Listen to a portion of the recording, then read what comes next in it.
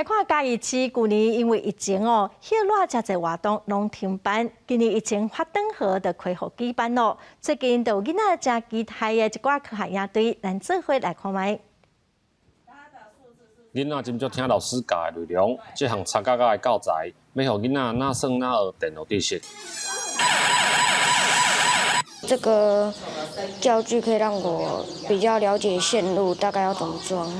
足侪囡仔对于科学的这个学习的需求，拢非常的渴望。所以今年小可会当来办的时阮这个营队一个开，马上报名就满安尼。很多很有趣的东西，还有组装一些积木来做警报器，所以我就喜欢这样做。嘉义市每当拢有科学168教育博览会，去年因为疫情暂停，今年暗算伫7月2日来举办。学校嘛配合开许多的科学课程，会当阁上科学的课，囡仔拢真欢喜。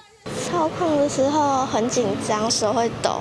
孩子如果学习到这个无人机的这个原理、科学原理，然后呢能够认识无人机，未来他也可以来思考一下，用无人机可以做什么。我想对于整个未来这个科学教育的一个推展，这个部分其实是非常有帮助的。有关于作用力跟反作用力以及牛顿第三运动定律的一些事情。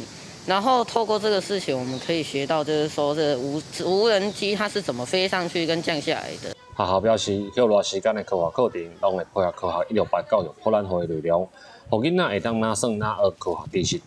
记者林慧莹，嘉义报道。